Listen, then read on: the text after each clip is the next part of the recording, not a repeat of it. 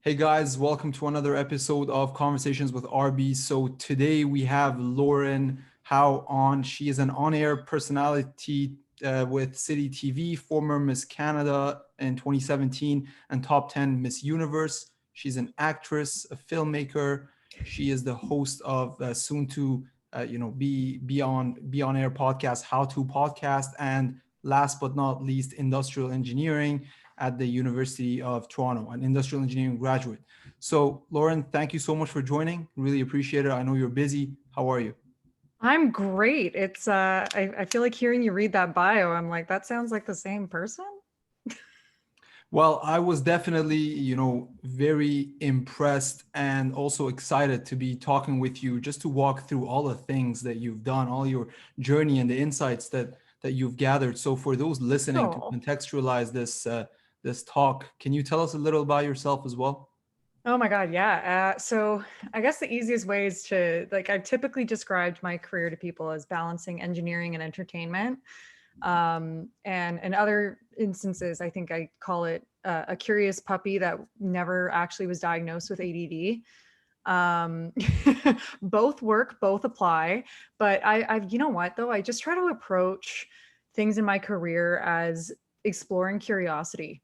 So when I was in high school, I had a love for entertainment and the arts, and unfortunately those don't fall under prerequisites often if you're considering science majors. So at Mm-hmm. the time I thought, you know what, I ended up dropping a number of arts courses that I was in love with to focus on, make sure you have your prerequisites for your university program, like, oh, all that BS. Um, I'm cautious not to cuss right now. Well, But that's okay. You're free to, talk however way you want here. So, okay, yeah. awesome. Yeah. So yeah, so basically in high school, I thought I was going to be a neurosurgeon, Mm-hmm. and I dropped physics, thought I would end up in June in grade 12, basically. I realized I actually don't want to go down the medical route in case you want to change your mind. Naturally, the potential ADD started to kick in at that point, and someone introduced me the idea of do engineering. And if you Mm-hmm. start in biomedical engineering, you can still transfer those skills when you write your MCAT, or just then have an engineering degree behind your belt and go towards business or any other sector. So that then kind of one thing after another, I went to McGill University for biomedical science, convinced the Mm-hmm. registrar to let me transfer into biomedical engineering somehow, which was a program they had not yet approved. And as time kind of passed, or my time at McGill, as much as I loved it and I love Montreal, I just didn't trust that it wasn't going to get approved on time. Transferred to the University of Toronto, had to swallow my pride, come back home to my roots, born and raised here.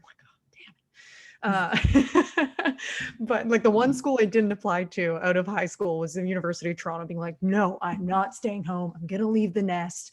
And then you realize you're like, oh, it is one of the best engineering schools in the country. Oh, Yeah. yeah, Time to okay. go back. Yeah, okay. So yeah, and then the week before I started, I read Reddit forums of people describing the program, which I probably should have done in advance. And they're like, you're going to, I've literally said this to students I was giving a talk at U of T for prospective students.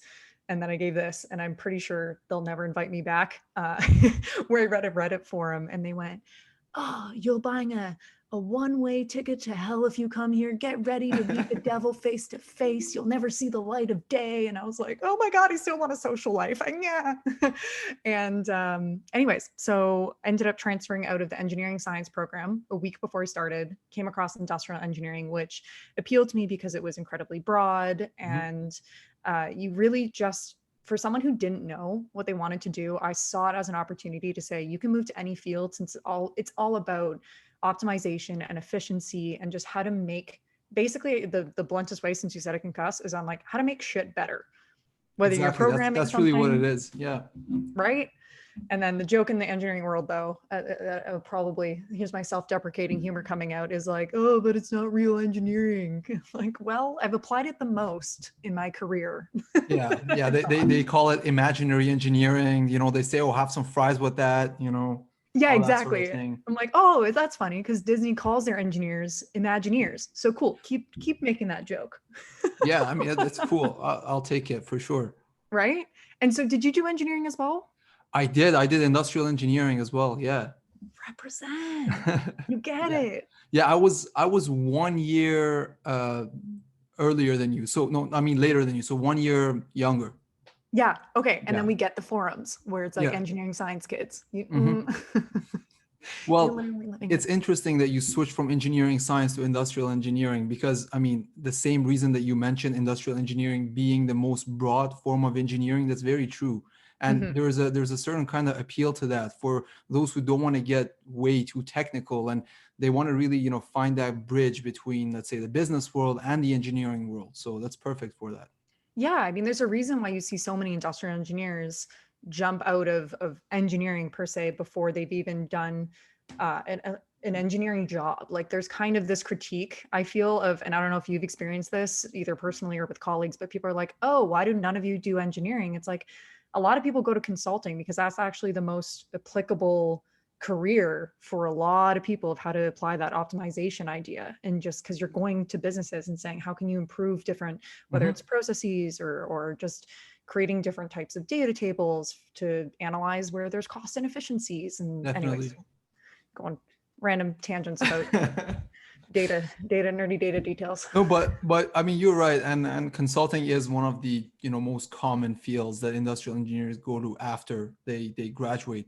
But what I wanted to really ask, from you as well, is breaking stereotypes. I understand that you've done a lot of different things, right? And one thing that really kind of I can relate to is this whole breaking of stereotypes and not fitting into a specific box or bucket, and not letting any sort of thing that you do, any one thing that you do, you know, really define you. So can you tell us a little about that as well? How did you overcome these stereotypes and being labeled, and the challenges that came with that? Yeah, it's funny. Stereotypes is actually something that drove my decision to get an engineering degree. Mm-hmm. Funny enough, which you never want to make decisions because of other people's opinions, but it was something I recognized in high school where, and I still get this. I mean, there are a number of stories I could tell you about, like when you wear the engineering ring. So for any non-Canadian listeners, in Canada, you get a ring on your pinky to signify, hold your work to the utmost standards. And then it's also like, yeah, it's a little bit of a vanity thing. Let's get real. But aside from the vanity, it really is a community level where we can see someone with a pinky like this kind of iron looking, which is technically steel. Actually, by the way, did anyone in your engineering class, I find almost, I think it was like 70% of the industrial engineers were the only engineering class to be like, we want real iron. And then like 3 days later decided they're like, oh, this rusts and stains my finger. Let's swap this out. Yeah, no, I chose steel right from the beginning because I didn't want to face that. But yeah, I know some people who regret their decision and then they went back on it and got Yeah, and didn't help the Imagine No. engineers stereotype. Talk about that. No, yeah. But yeah, so back to the original thing though, I've been told since I was working at the Leafs as their in-arena host while I was in university. And when we had the Iron Ring ceremony, which is before you actually graduate, I was hosting a game that night, got the ring in the morning, was so proud. I think I was that person who's holding a microphone and like I kept my pinky out at times and just like, it was such a nerd. I loved it. And I had a group of guys come up to me and say, oh, hey, funny enough too, it was a group of guys, they must have been in their early mid 20s. And they're like, oh, so we noticed your ring. I don't know why I'm giving them like a Californian accent, but we noticed your ring and like, are you really an engineer? Did you buy it? And it just dawned on me at that point where it's like, I got this degree so I could break out of this stereotype of a dumb blonde white girl just because I happen to be Caucasian and born with blonde hair. And I'm like, even with a degree, you're still going to be stereotyped. So for lack of better terms, fuck the stereotypes. Yeah. You get to define your own path and where you go. And yes, you are going to face stereotypes, which unfortunately it's out of your control. And I think the only element, actually, I stand corrected on that. The only element you can control is your online branding. And that's a whole other layer I can go into where I've actually been told I've lost job opportunities because of my online branding, where a company behind the scenes said they would get I had the offer, and at the last minute, they ended up going with a man who threw his name in the ring, like no fault to him. And a part of what I was told is because these executives who had never met me before were concerned about the optics of hiring a quote model, because I had my Miss Canada related pictures mostly online where I felt the need to So prove. this is for the technical jobs that you applied to, or jobs that were more science related? Is that This was one relating to entertainment. entertainment? Okay. Yeah. So, and then there's a whole bunch of stories that you hear from other people, which at this point, like if I were to tell them, it would be hearsay, where you need to be mindful of your online branding. I mean, we tell teenagers that, where it's like, don't post drinking pictures, careful what you post. But now it's Mhm. become this whole other digital persona that can either break or fuel stereotypes. And what do you think about that? Do you think it should be that way, or the way that it is, do you think it is the right way? Because I mean, you can post content online about a myriad of things, and not necessarily have to be labeled or judged by that. Or I don't know. What do you think? Yeah, I mean, it shouldn't be that way. We Hmm. shouldn't have stereotypes, period, in our world, but that's the world we live in. Right. And I think it's always going to be there. We can do our best to try to break, be open-minded, but we can't control who has Mhm. stereotypes, and we all have an implicit bias of some kind, and those will change over time. And I think that is, this could go on like an evolution theory here, right? Like it's a defense mechanism to understand, like, we need to read people Mhm. and understand like what happens in a room. And it's a skill that's like celebrated in a number of industries like sales. And we can't fight them, but we can control our reactions to them. Right. And I see your point when you say it's kind of I mean, it is a shortcut in a way to put people in buckets quickly and sort through who you're dealing with, right? Yeah, and I think it's a good point to check ourselves too, Hmm. of when we feel we might stereotype someone and put them in a bucket. Um, but back to your original question of kind of breaking them, like, yes, so that drove me to get the engineering degree. And then in entertainment, I would have it on both spectrums, where it's like in engineering, I'd have some of the professors be like, actually, I'll always remember one professor, I would naturally skip a few classes, and they'd be like, I think this was after I graduated and I saw them out at a random event. And they're like, oh yeah, I always knew when you skipped class. I'm like, seriously, man? You got to single me out like that? He's like, you were one of 3 white blonde girls in the class. Out of 500 people, I literally noticed you were physically not there. Yeah, yeah, yeah. So sometimes there's just like calling it like it is. But that in engineering, I would get the like, oh, I can't believe it. Are you really an engineer? And then in entertainment, it's like, oh, you're in this, but you're also smart. You're also an engineer. So Mhm. eventually, I think I just stopped wasting time on worrying about the stereotypes and just like, be you, talk about the things you're passionate about, and quite frankly, your success in whatever it is that you care about should inherently break those stereotypes. But I For try to say, sure. don't focus on the stereotype. Yeah, and I mean, it's kind of liberating at some point when you are able to break the stereotypes. Like you said, you did engineering, and you broke that stereotype as well, which must have felt very liberating, right?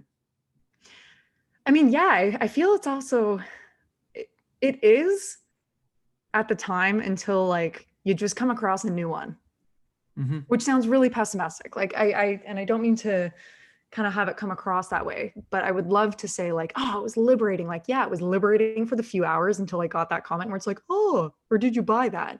But then the fun, uplifting side and ending to that story is I specifically call out that they were in their 20s, because it must have been either their father or a boss that was with them at the time.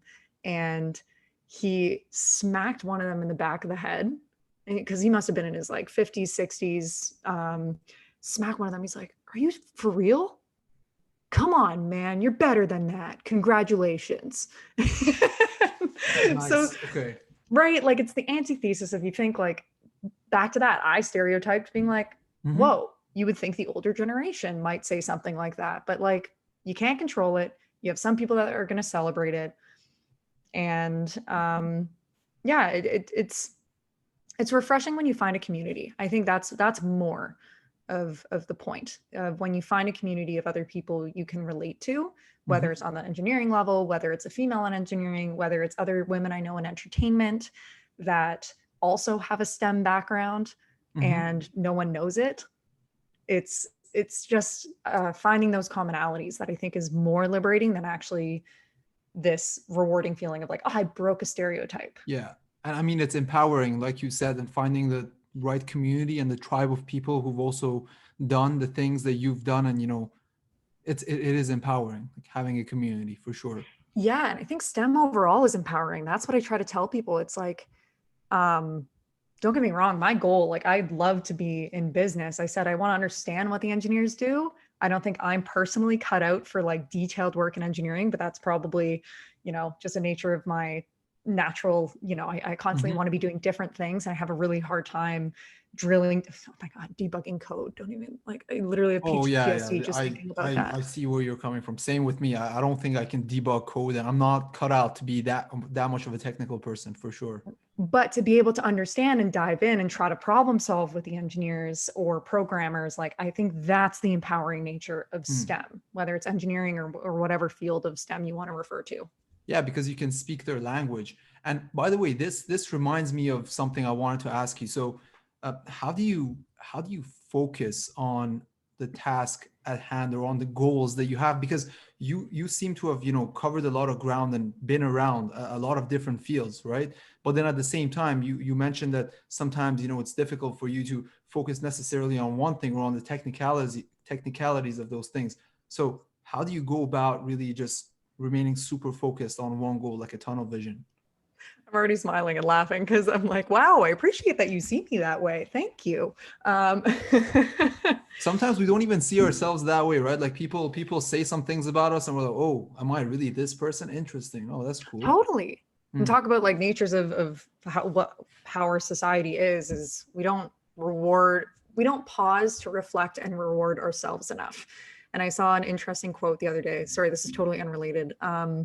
Where it was, what did it say? It said, learn to love yourself the way you love those around you.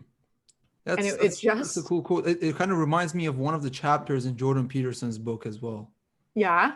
It's like he mentioned something like we treat people that we love better than we treat ourselves. So why not treat yourself the same way you treat people you love? Exactly. Which I don't know. It's funny how easy it is to stray from that train of thought.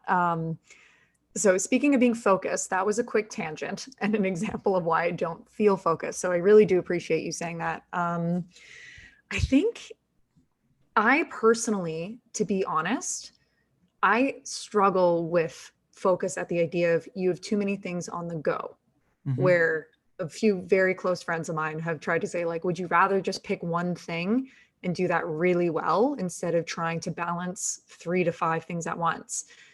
And I would love to be that person and still strive to be that person every month when you write down and you're like, okay, what are my goals for the month? And I start this exercise of writing your goals and I realize I'm like, wow, this is very much not focused on doing one thing exceptionally well. But I think that's a part of the focus is having the discipline to know what to say no to realize how many hours you have in a month to keep you sane instead of completely feeding into this hustle, you'll sleep when you're dead culture. I think it's important that we all, we have to invest time in the things we love and we all work hard, but take that time for rest, because I don't know about you, but doing an engineering program, like it's almost like you get early burnout because you're just spinning your wheels so quickly early on in university. And you think that's what's normal until you get a little older, your hips and your bones tell you a little differently. And you're like, oh yeah, I guess I do need 8 hours of sleep. I should be doing that. So for focus specifically is trying to reduce, like actually reflect and figure out how many hours you're working every month on what. 2 is writing down time spent on each task. I find that really helps you.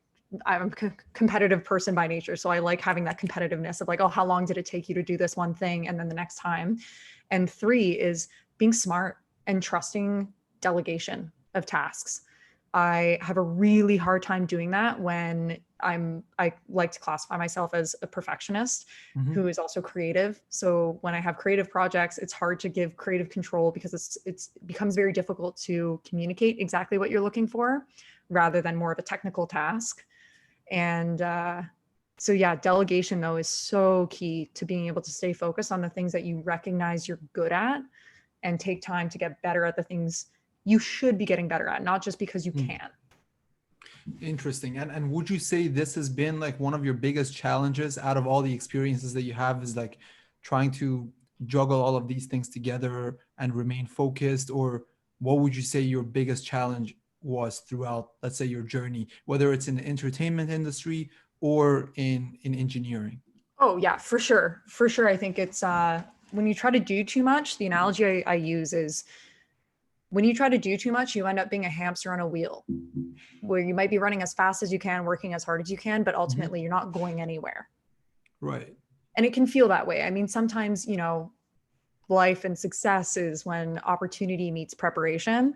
So you could be spinning your wheels feeling like you're going nowhere until an opportunity presents itself that you actually feel incredibly prepared for. So there's no right or wrong, but I think I personally feel success when I'm definitely more focused. What For are the sure. 3 things I need to do in my day job? What is the first side hustle project I want to work on? Not a little bit of 5 going on at the same time. Yeah, otherwise you can't really get much done. So, talking about projects, I also wanted to kind of zoom out of this topic and kind of shed some light on neon lights. If you wanted to, Yeah. talk about that a bit, because I recently saw that you posted about it, and it's a movie where do you act in that movie? Yeah. Okay. it's Okay. it's uh it's funny because acting is something I've kind of had on the radar for a really long time. I have joked during university, actually, before I got my job hosting with the Leafs and kind of went down that live television hosting path.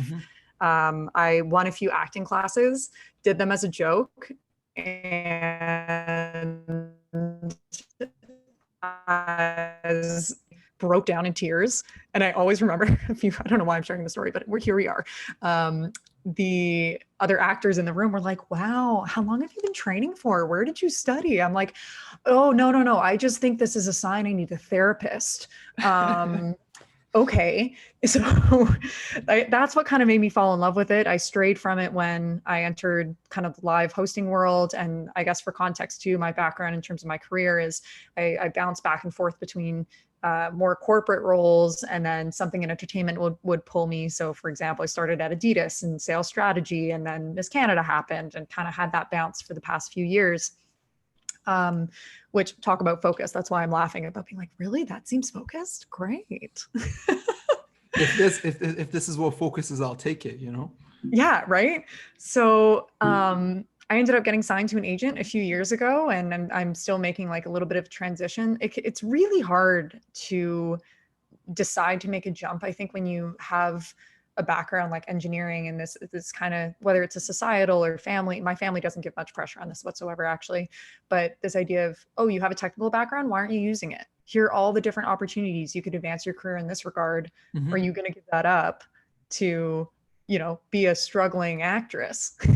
Right. So they kind of ingrain some sort of guilt within you as well. But it's good that you mentioned your family doesn't put pressure on you on that front, which is a Yeah. blessing. Yeah. And that's where I'm like, I want to make that crystal clear in case my family ever listens to this, where they're like, hey, come on. We don't do that. So it's, I think, just more of this idea of when you have opportunities presented to you Hmm. and you realize if you go down one path, does it shut the other door? And that's how I perceived acting for a very long time, where I said, I'm just going to do it on the side. Live television was obviously a huge part of my life as well, and can't do everything. Hmm. But fast forward to October 2019 is when I left my full-time role at a tech company here in Toronto, decided to be full-time in entertainment, kind of ramp up the acting training a little bit. And more importantly, I decided to go full-time in entertainment because I was actually producing a docuseries about women's rights around the world. And that was my passion project. That was my baby, which leading into 2020 was a great idea for a travel-based series in a pandemic. Interesting. Travel-based series in a pandemic. Okay.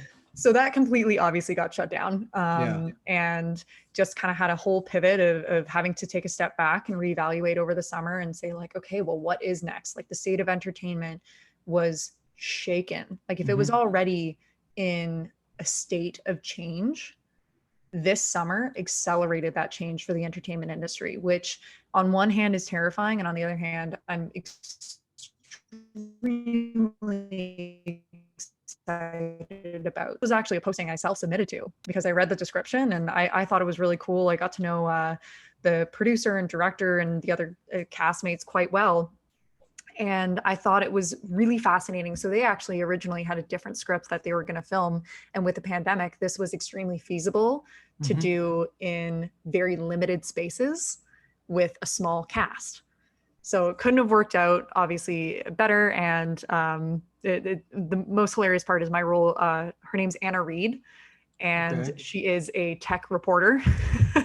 Oh, wow.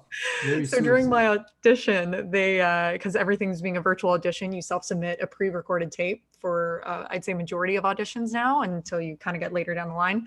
And they're like, yeah, you were excellent at the reporting thing. I'm like, I thought you guys cast me because I do that in real life. They're like, no, we had no idea. Well, that worked out well then. Yeah. So I guess like, I hope that's not a testament to me saying I should probably stay in live television or something.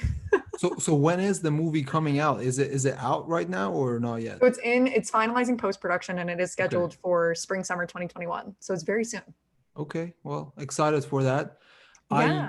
I know that we're also, kind of tight on time, but I wanted to, touch on a few other things and wanted to ask you whichever one you want to talk about. Lay it on me. Your project with RBC, the future RBC launch and the coding on Chromebook partnership that you had with Google and Staples, or your Sharktooth collection with Nogu, the partnership that you had, which I found very interesting, by the way. The whole misunderstood piece, that was really kind of relevant and interesting for me personally.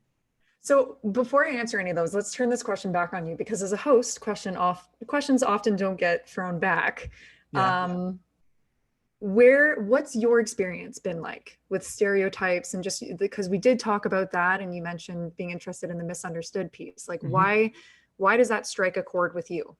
Well, given my background and where I was raised in the Middle East, I was raised in a very conservative family. So growing up, there were a lot of things that would be looked down upon if you do, and being a certain kind of way sometimes would again be looked down upon. And as you grow in that kind of an environment, there's a lot of judgment and there's also a lot of overprotection around certain pieces. So breaking out of that shell, especially in my early 20s, that was something that was very it was like a revelation. It was very important and a big milestone for me. And when I say misunderstood or even again stereotypes, going back to being an engineer, and now that I'm more interested in doing art projects or projects related to expressing myself or something about, let's say, mental health, where I'm able to shine my own kind of thought process onto a certain piece of work, whether it's writing, whether it's making a short film. I think all of these things are kind of why I was attracted to breaking of stereotypes, and I wanted to talk to you about, because I think that I'm still in that process of breaking a lot of personal and social and structural kind of stereotypes for myself. That's amazing, by the way, Thank because you. I think there's such a tremendous value add that I wish our school systems would implement, is balancing the technical and the artistic. Because at a really early age, I personally feel that we are told to pick a path, Mm-hmm. and the two often aren't integrated, let alone do we see how seamlessly they actually cooperate with one another. Because in technical fields, you have to be creative to come up with solutions. And if you're being creative, there are a number of technical elements that you need to know about to bring it to life. So I think that's beautiful. And I honestly couldn't agree more about, I kind of doubling back on what I said before about when you mention a story like that, that version of breaking stereotypes is definitely empowering and exciting. Yeah, thank you. No, I appreciate that. And I think to your point, I mean, it should be pretty common sense where if you have multiple disciplines and you're integrating them together to solve a problem, you probably come up with a better solution than if you're just looking at it from one lens, you know? Mm-hmm. Mm-hmm. Completely. Mm-hmm. So that's why I was interested in the Sharktooth as well, because this whole misunderstood piece, it's like Yeah. sharks are pretty misunderstood. We're so scared of them, but you know, they're not that scary, really. Yeah. So that's, I guess we'll go in that direction then, because that does kind of lend to the other STEM based content Mm-hmm. that I try to really push. Like I'm not an influencer. I don't know what I'm doing as an influencer online. I have people telling me, they're like, what's your brand? What's your focus of topic? I'm like, I don't know. I'm me. Well, So I think you do have a pretty strong, you know, personal brand though, for sure. I mean, I've been following you quite closely, and I oh, think that the things that you do, I'm sure, is very inspiring to a lot of people, especially people who, again, they're trying to break stereotypes, or especially girls in STEM or girls who want to get into STEM but also want to do way more things in their lives. I think you're you know, sending out a pretty clear message. oh, thank you. Yeah, for And sure. I think that's then my message too when it comes to, especially for I find there's this huge pressure on especially like kids period, but especially young women, from what I've noticed with a few of like my friends cousins or siblings of and just girls I've met at these different especially STEM related events is I've heard them say like I feel I have to post like outfit pictures and fashion things and things Mm. like that because of what I guess influencer culture has determined for everyone needing a personal brand online versus if I could tell anyone, whether girl, boy, however you identify, just pick the things you're passionate about and talk about it.